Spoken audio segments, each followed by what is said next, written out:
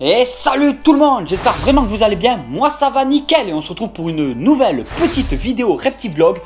Et dans cette petite vidéo Reptivlog, je suis une fois de plus super content. Alors déjà je vais vous expliquer un petit peu pourquoi, tout ce qui se passe en ce moment. J'ai une nouvelle éclosion d'œufs de serpent, donc Python Rhesus. Cette fois c'était ma petite classique, donc moi je dis naturelle, mais pour que vous compreniez mieux, beaucoup d'entre vous connaissent toujours pas la mutation génétique naturelle, c'est tout simplement du classique, donc moi je dis naturel. Elle m'a fait des petits bébés, alors je vous rappelle un petit peu le détail, papa Bumblebee et papa les cerfs pastel, oui, naturel, les cerfs pastel et Bumblebee. En fait le truc c'est que j'ai voulu organiser une petite partouze. Et je voulais voir ce que ça allait donner à l'arrivée. Tu comprends bien que du coup, ce qui est sorti, c'est des Kinder Surprise et que j'ai aucune idée de ce qu'il y avait dans ces œufs. Et là, on va voir ça ensemble parce qu'il y a eu l'éclosion. C'était absolument obligé que j'arrive à l'arrache, que je branche la caméra. Je ne mette même pas mon t-shirt de Tonton Snake. Que je branche ce micro et que je vous montre tout ça. À de suite. Alors, comme d'habitude, avec les bébés Python Rhesus, on met cette vue-là. On regarde un petit peu. Je sais même plus le nombre d'œufs qu'il y avait, ils sont un peu partout là. Alors, là il vient juste d'éclore en fait. Ça veut dire que là ils sont quasiment, ils sont tous sortis, ça y est. Le truc dans l'histoire c'est que je mets toujours un petit peu d'eau quand je vois que les têtes sortent. C'est pas une obligation, mais le serpent a peut-être besoin à la sortie de l'œuf de s'hydrater pour la première fois. Je sais pas trop, de boire un peu d'eau, voilà, je préfère, c'est une petite sécurité, je mets un petit peu d'eau, il n'y a pas de risque de noyade possible, autant le faire quoi. Bon, les serpents, ils me paraissent un peu plus petits que la portée précédente que je vous avais déjà montré. Le ratio bien moins impressionnant que le dernier qui était vraiment top. Par contre, il est tout aussi intéressant. Je vais vous expliquer pourquoi. On va voir ça de suite. Je vois déjà quelques petits trucs très intéressants.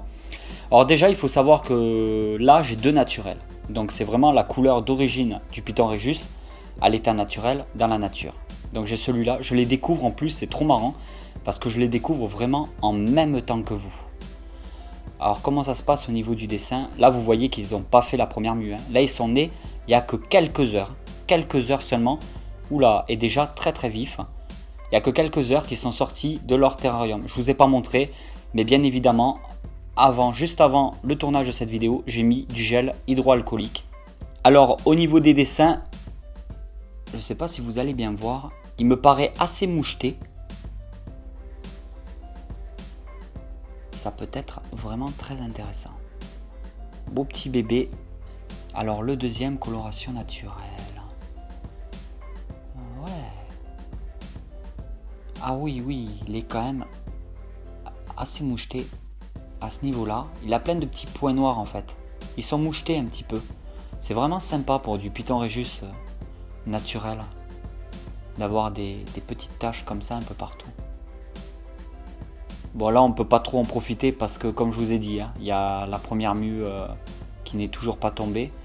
Mais on peut voir au niveau des dessins, voilà comme là le petit marquage, tout ça c'est quand même très joli.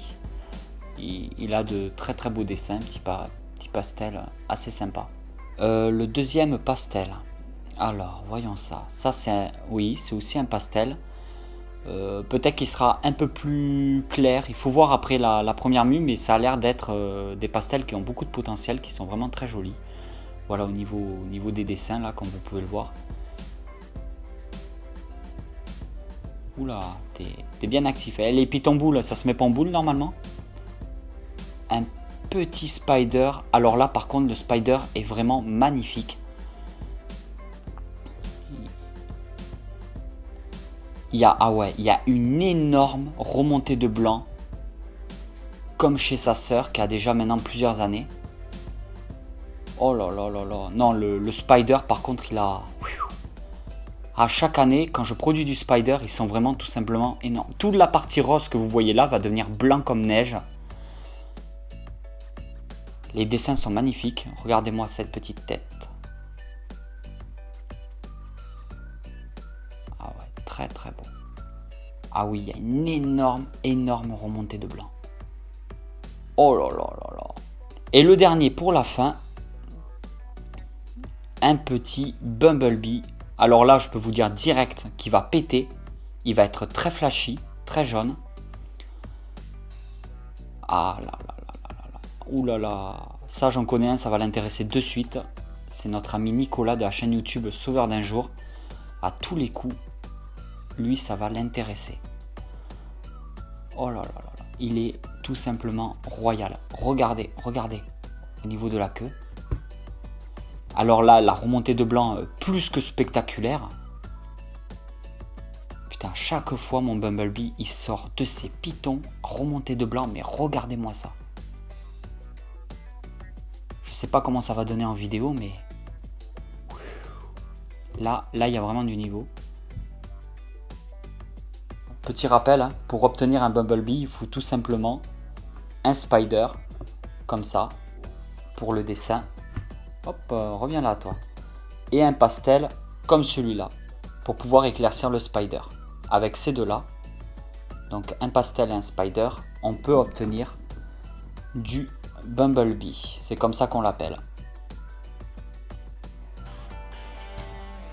Et voilà tout le monde, j'espère vraiment que cette vidéo vous a plu. Si cette vidéo vous a plu, vous pouvez toujours la partager sur les réseaux sociaux. Et moi, je vous dis à très vite pour une nouvelle vidéo sur la chaîne de Tonton Snake. Allez tout le monde, merci pour le soutien et à très vite. Ciao, ciao!